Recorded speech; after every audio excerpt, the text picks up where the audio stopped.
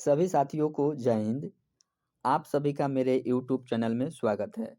दोस्तों, हम लोगों ने शुरू किया है एडुटेरिया के 5000 प्लस बहुविकल्पीय प्रश्न, जिसका प्रैक्टिस सेट हम लोग देख रहे हैं। और इसका प्रैक्टिस सेट हम लोगों ने 1, 2 पहले ही देख चुके हैं। आज हम लोग प्रैक्टिस सेट 3 देखेंगे। यह एडुटेरिया का 5000 प्लस बहुविकल्पीय प्रश्न है। आप लोग चाहें तो इस बुक को मार्केट से आसानी से ले सकते हैं। यह वस्तुनिष्ठ समान अध्ययन का बुक है। इसमें आप किसी भी राज्य के PCS, Bihar SSC, BPSC, SSC, railway, banking, CDS, NDA या किसी भी प्रकार की अदर एग्जामिनेशन की तैयारी करते हैं तो उसके लिए यह काफ़ी उपयोगी है। इसमें आप देखिएगा इसका विशेषता को, तो इसमें 100 प्रैक्टिस सेट है और विषयवार स्मरणीय तथ्य संग्रह है। और इसमें जो भी प्रश्न है वो सब एनसीईआरटी पर आधारित प्रश्न है। तो चलिए बिना देरी किए हुए हम लोग आज के प्रैक्टिस सेट 3 को शुरू करते हैं। यदि आप चैनल पर नए हैं तो चैनल को सब्सक्राइब जरूर कीजिएगा। पहला प्रश्न है, निम्नलिखित में से कौन सा सहायक संधि की विशेषता नहीं है? सहायक संधि की विशेषता कौन नहीं है? देशी रियासतों को एक ब्रिटिश रेजिमेंट रखना होता है, यह सही है। देशी रियासतों की आंतरिक शासन कंपनी के अधीन होगी, ये कंपनी के अधीन नहीं होती थी, यह गलत है। तो इसका सही आंसर ऑप्शन बी हो जाएगा। देशी रियासतों की विदेश नीति कंपनी के अधीन होगी, यह होता है, सही है। कंपनी की सेना का खर्च कौन उठाता था? रियासत उठाएगी, यह भी सही है। तो इसका ऑप्शन नंबर बी सही हो जाएगा, यह सही नहीं है। निम्न में से किस समाचार पत्र पर वार्नाक्यूलर प्रेस एक्ट के तहत कार्यवाही की गई थी? तो भारत मिहिर पर किया गया था, भारत मिहिर पर। अगला प्रश्न है कि इंडिपेंडेंस नामक समाचार पत्र किनके द्वारा प्रकाशित या संपादित किया गया था? तो इंडिपेंडेंस नामक समाचार पत्र मोतीलाल नेहरू के द्वारा संपादित किया गया था। अगला प्रश्न है, बाल हत्या प्रथा किस प्रेसिडेंसी में अधिक थी? तो बंगाल प्रेसिडेंसी में अधिक थी, ठीक है। अगला प्रश्न है कि रेशमी रुमाल षड्यंत्र किससे संबंधित है? रेशमी रुमाल षड्यंत्र किससे संबंधित है? ऑप्शन ए है मौलवी अहमदुल्लाह, मौलवी उबैदुल्लाह सिंधी, मौलाना बासिर, खुदा बख्शी। तो इसका सही आंसर है बी, मौलवी उबैदुल्लाह सिंधी। देखिए, रेशमी रुमाल षड्यंत्र क्या था? यह आंदोलन ब्रिटिश साम्राज्य के खिलाफ देवबंदी नेताओं द्वारा चलाया गया एक आज़ादी का आंदोलन था, ठीक है। यह आंदोलन 1913 से लेकर 1920 तक चला था, ठीक है। इस आंदोलन के दौरान क्या होता था कि अफगानिस्तान के देवबंदी नेता मौलवी उबैदुल्लाह सिंधी महमूद हसन के देवबंदी को रेशमी कपड़े पर पत्र लिखते थे, इसलिए इसका नाम पड़ा था रेशमी रुमाल षड्यंत्र। यह बुक भी है जिसका नाम था रेशमी रुमाल षड्यंत्र। अगला प्रश्न है, असहयोग आंदोलन के लिए प्रस्ताव किस कांग्रेस अधिवेशन में पारित किया गया था? तो नागपुर के अधिवेशन में पारित किया गया था, ठीक है। निम्नलिखित में कौन पारिस्थितिकी तंत्र के विषय में सही नहीं है? पारिस्थितिकी तंत्र के विषय में, यह एक बंद तंत्र होता है, नहीं, यह पहला ऑप्शन ही गलत हो गया। इसकी अपनी उत्पादकता होती है, यह एक प्राकृतिक संसाधन तंत्र होता है, यह एक कार्यशील इकाई होता है। तो यह सही नहीं है पूछ रहा है, तो ऑप्शन ए इसका सही आंसर हो जाएगा। अगला प्रश्न है, निम्नलिखित में कौन प्रसिद्ध जैविक हॉट स्पॉट है? तो हॉट स्पॉट आपको पश्चिमी घाट है, ठीक है, सही आंसर डी है। किस चक्र के संचालन में सौर विकिरण की महत्वपूर्ण भूमिका होती है? तो सौर विकिरण की महत्वपूर्ण भूमिका जल चक्र में होता है, ऑप्शन बी में। गौतम बुद्ध ने संघ में भिक्षुनी या स्त्री के प्रवेश की अनुमति कहाँ दी थी? तो वैशाली में दिया था, ठीक है, गौतम बुद्ध ने वैशाली में भिक्षुणी या स्त्री के प्रवेश की अनुमति दी थी। किस क्षेत्र में सर्वाधिक दैनिक तापांतर पाया जाता है? तो सर्वाधिक दैनिक तापांतर मरुस्थलीय क्षेत्र में पाया जाता है। अगला प्रश्न है, 3 जनवरी को उपसौर की घटना होती है। उपसौर में क्या होता है कि पृथ्वी सूर्य के नजदीक होता है। तो इस दिन पृथ्वी पर दिन रात बराबर होता है? नहीं, गलत है। इस दिन पृथ्वी पर सबसे ठंडा दिन होता है? नहीं, इस दिन पृथ्वी सूर्य की दूरी सबसे न्यूनतम होती है। तो इसका सही आंसर हो जाएगा ऑप्शन सी। अगला प्रश्न है, कौन सी भूकंप तरंगे सबसे अधिक विनाशकारी होती है? तो सबसे अधिक विनाशकारी होती है एल तरंग। ठीक है। उसके बाद अगला प्रश्न है, निम्नलिखित में कौन सही सुमेलित है? कौन सही सुमेलित है? रेड क्लिफ भारत और चीन के बीच में मैक-मोहन रेखा है। डुरंड रेखा भारत पाकिस्तान के बीच जो है रेड क्लिफ है, ये है रेड क्लिफ। ये भी गलत हो जाएगा। मैग्नी नॉट रेखा फ्रांस और जर्मनी के बीच में है, यह सही हो जाएगा। इसका ऑप्शन सी सुमेलित है। अगला प्रश्न है, निम्नलिखित में कौन सी पर्वत श्रृंखला सबसे लंबी है? तो सबसे लंबी एंडीज है। कौन है?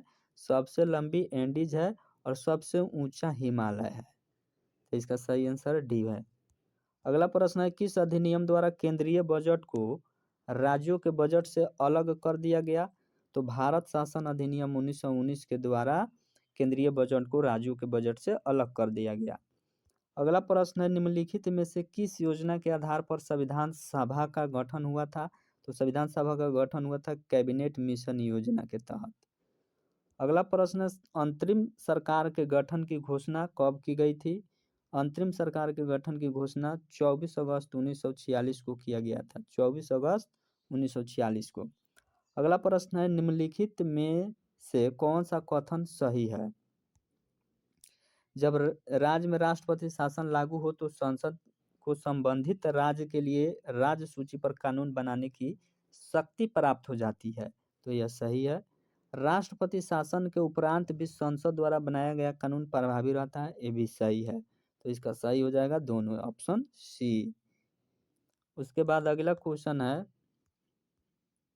अनुच्छेद 54 का संबंध निम्नलिखित में से किससे है? तो 54 का संबंध जो है राष्ट्रपति के निर्वाचन से है। राष्ट्रपति के निर्वाचन से है 54।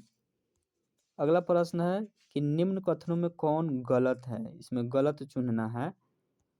राज्य लोक सेवा आयोग के सदस्यों व अध्यक्ष की नियुक्ति राज्यपाल द्वारा की जाती है। सही बात है, राज्यपाल द्वारा राज्य लोक सेवा आयोग का और केंद्र लोक सेवा आयोग का राष्ट्रपति करता है। राज्य लोक सेवा आयोग के अध्यक्ष या सदस्य कार्यकाल के बाद पुनः नियुक्त नहीं किया जा सकता है, ये भी सही है।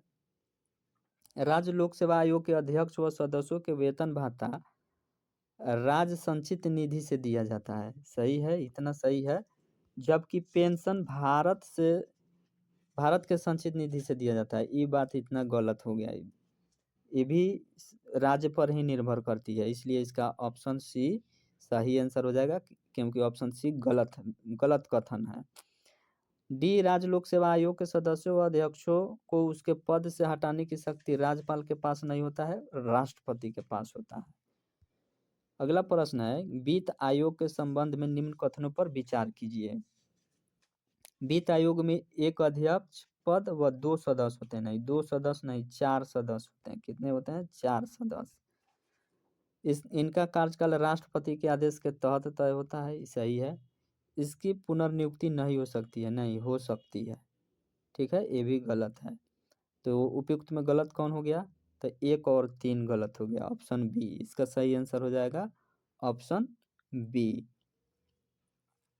अगला प्रश्न है, निम्न में कौन आरबीआई की मौद्रिक नीति के मात्रात्मक उपकरण है? वैधानिक तरलता अनुपात, नगद आरक्षित अनुपात, खुले बाजार की क्रियाएं, ये तीनों हैं, यानी इसका सही आंसर हो जाएगा डी। अगला प्रश्न है, प्रधानमंत्री किसान संपदा योजना का मुख्य उद्देश्य है कृषि उत्पादन में वृद्धि, आसान कृषि ऋण, खाद्य प्रसंस्करण को बढ़ावा देना, किसानों को प्रशिक्षण। तो इसका सही आंसर हो जाएगा ऑप्शन सी, खाद्य प्रसंस्करण को बढ़ावा देना। अगला प्रश्न है, निम्नलिखित में कौन सी समिति FRBM अधिनियम से संबंधित है? तो इसका सही आंसर हो जाएगा NK सिंह समिति, NK सिंह समिति। अगला प्रश्न है, निम्नलिखित में कौन सा संस्थान न्यूनतम समर्थन मूल्य MSP के बारे में सरकार को सिफारिश करता है? नीति आयोग, नाबार्ड, कृषि लागत। इसका ऑप्शन सी सही आंसर हो जाएगा, कृषि लागत एवं मूल्य आयोग। अगला प्रश्न है, सीताध्यक्ष का संबंध किससे था? तो भूमि कर विभाग से था। किससे था? भूमि कर विभाग से था। अगला प्रश्न है 28, कश्मीर के क्षेत्रीय इतिहास का सजीव वर्णन मिलता है राजतरंगिणी में। अगला प्रश्न है, सिजदा व पैबोस प्रथाओं की शुरुआत निम्न में से किसने की? तो इसका सही आंसर हो जाएगा बलबन। अगला प्रश्न है, उत्बी कौन था? उत्बी कौन था? तो उत्बी एक इतिहासकार था। और अगला प्रश्न कह रहा है कि शेर शाह के बारे में कौन कथन असत्य है? शेर शाह के बारे में कौन कथन असत्य है? शेर शाह ने बिलग्राम में युद्ध विजय के बाद द्वितीय अफगान राज्य की स्थापना दिल्ली पर की। सही है। शेर शाह ने उपज का 1/3 भाग कर के रूप में निर्धारित किया, भी सही है। शेर शाह का मकबरा दिल्ली में है, ये गलत है। शेर शाह का मकबरा कहाँ है? दिल्ली में नहीं है, सासाराम में है, सासाराम में है, इसलिए ऑप्शन सी इसका गलत आंसर है, असत्य है। अगला प्रश्न है, किस प्रसिद्ध शासकों के द्वारा अमुक्तमाल्यद लिखी गई? तो इसका सही आंसर हो जाएगा कृष्णदेव राय। अगला प्रश्न है, दिल्ली सल्तनत के सभी सुल्तानों में सर्वाधिक समय तक शासन निम्नलिखित में से किसने किया? तो इसका सही आंसर हो जाएगा बहलोल लोदी। अगला प्रश्न है, निम्नलिखित में से कौन सा पदार्थ केंद्रक में सर्वाधिक मात्रा में पाया जाता है? तो सर्वाधिक मात्रा में प्रोटीन पाया जाता है। ठीक है। अगला प्रश्न है, प्रकाश संश्लेषण की प्रकाशिक अभिक्रियाएं क्लोरोप्लास्ट में कहाँ संपन्न होती है? तो ग्रेना में संपन्न होता है। ठीक है, ग्रेना में संपन्न होता है। अगला प्रश्न है, हेलोफाइट्स होता है। हेलोफाइट्स क्या होता है? वे पौधे जो बहुत अधिक मल वाले स्थान पर उगते हैं। नहीं, वे पौधे जो शुष्क वास स्थानों पर उगते हैं, ये भी गलत है। वे पौधे जो न तो बहुत शुष्क और न ही नम जगह पर उगते हैं, गलत है। वे पौधे जो लवणों वाली मिट्टी में उगते हैं, लवणों वाली मिट्टी में उगते हैं, उसे हेलोफाइट्स कहते हैं। अगला प्रश्न है, निम्न में से कौन सा टेस्ट एड्स के लिए किया जाता है? PCR किया जाता है, CD4 किया जाता है, एलिसा किया जाता है। 1 3 4 ऑप्शन डी इसका सही आंसर है। अगला प्रश्न है, निम्न में से कौन सा रुधिर वर्ग के रुधिर प्लाज्मा में कोई एंटीबॉडी नहीं होता है? वो कौन सा रुधिर वर्ग है जिसके रुधिर प्लाज्मा में कोई एंटीबॉडी नहीं होता है? तो AB रुधिर वर्ग में कोई एंटीबॉडी नहीं होता है, इसलिए इसे क्या कहा जाता है? इसलिए इसे सार्वभौमिक प्राप्तकर्ता कहा जाता है, और O को कहा जाता है सार्वभौमिक दाता। यह दाता है और AB प्राप्त करता है। ठीक है। A पर B एंटीबॉडी होता है और B पर A एंटीबॉडी होता है, AB पर कोई एंटीबॉडी नहीं होता है। अगला प्रश्न है, ट्रिपल वैक्सीन DPT में कौन सा एक नहीं होता है? तो D से डिप्थीरिया होता है, P से पीलिया नहीं होता है, P से पर्टूसिस होता है और T से टिटेनस होता है। इसका सही आंसर B हो जाएगा। अगला प्रश्न है, अल्फा कण का द्रव्यमान हीलियम के एक अणु के बराबर होता है, इसके आवेश किसके बराबर होते हैं? तो इसके आवेश 2 प्रोटॉन के बराबर होते हैं। सही हो जाएगा ऑप्शन सी। अगला प्रश्न है, न्यूटन के किस गतिकी नियम से बल का व्यंजक प्राप्त होता है? तो बल का व्यंजक प्राप्त होता है द्वितीय गतिकी नियम से, द्वितीय गतिकी नियम से। अगला प्रश्न है सिलिकॉन, जर्मेनियम, कार्बन आदि पदार्थों की प्रतिरोधकता ताप बढ़ने पर क्या होता है? तो घटता है। ऑप्शन बी इसका सही आंसर है। निम्न में से किस तत्व का सर्वाधिक समस्थानिक होता है? तो सर्वाधिक समस्थानिक होता है पोलिनियम का। किसका? पोलिनियम का। अगला प्रश्न है हाइड्रोजन को जलाने से क्या बनेगा? हाइड्रोजन को जलाने से पानी बनेगा। ठीक है, हाइड्रोजन को जलाने से पानी बनेगा। अगला प्रश्न है ग्रेफिन होता है, ग्रेफिन होता है, ग्रेफिन होता है कार्बन का नैनो प्रतिरूप होता है। ग्रेफिन क्या होता है? कार्बन का नैनो प्रतिरूप होता है। अगला प्रश्न है विश्व रक्तदान दिवस कब मनाया जाता है? विश्व रक्तदान दिवस 14 जून को मनाया जाता है। अगला प्रश्न है निम्नलिखित को सुमिलित करें। तो सुमिलित करेंगे तो प्लाज्मा अनुसंधान संस्थान कहाँ है? गांधीनगर में है। फिर है राष्ट्रीय समुद्र विज्ञान पणजी में है। केंद्रीय खाद्य प्रौद्योगिकी अनुसंधान संस्थान मैसूर में है। और भारतीय मौसम विज्ञान संस्थान दिल्ली में है। ठीक है। अगला प्रश्न है पंचरात्र का संबंध किस धर्म से है? तो इसका सही आंसर है वैष्णव, वैष्णव धर्म से है। अगला प्रश्न है एकमात्र भारतीय जिसे रसायन के क्षेत्र में नोबेल पुरस्कार प्रदान किया गया है? तो नोबेल पुरस्कार रसायन के क्षेत्र में वेंकट रमन रामकृष्ण को मिला है। अगला प्रश्न है भारतीय नौसेना की पहली महिला पायलट लेफ्टिनेंट शिवांगी स्वरूप बनी, वे किस राज्य की रहने वाली है? तो बिहार के रहने वाली है। चलिए कुछ महत्वपूर्ण फैक्ट को देख लेते हैं। यहाँ पर कुछ महत्वपूर्ण फैक्ट दिया हुआ है। ऋग्वेद, ऋग्वेद यह सबसे प्राचीन वेद है।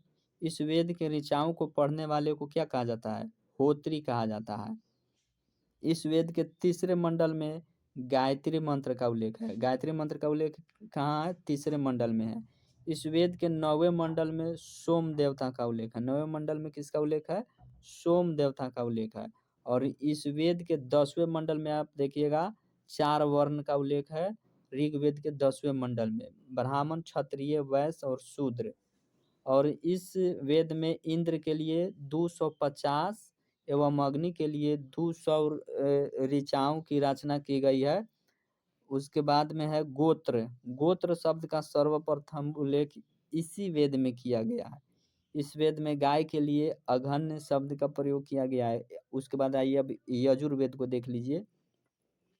यजुर्वेद, इसके ऋचाओं को पढ़ने वाले को अध्वर्यु कहा जाता है। यज्ञों के नियमों एवं विधि विधानों का संकलन मिलता है। इस वेद में बलिदान विधि का भी उल्लेख है। यह गद्य एवं पद्य दोनों में है। उसके बाद है सामवेद। सामवेद में क्या है? सामवेद इसके ऋचाओं को पढ़ने वालों को उद्रात्री कहा जाता है। उद्रात्री। और इस वेद को भारतीय संगीत का जनक कहा जाता है। भारतीय संगीत का जनक किसे कहा जाता है? सामवेद को कहा जाता है। उसके बाद अथर्ववेद है। अथर्ववेद, इसी वेद में सर्वप्रथम औषधि का उल्लेख मिलता है। इस सभा एवं समिति को प्रजापति की पुत्रिया कहा जाता है। इसमें सभा एवं समिति को प्रजापति की पुत्रिया कहा जाता है। वेदों की संख्या कितने हैं? 4 है। वेदांग की संख्या 6 है। पुराणों की संख्या 18 है। उपनिषदों की संख्या कितना है? 108 है। तो चलिए आज के लिए इतना ही। हम लोग फिर मिलेंगे अगले प्रैक्टिस सेट में। तब तक के लिए आप सभी को जय हिंद।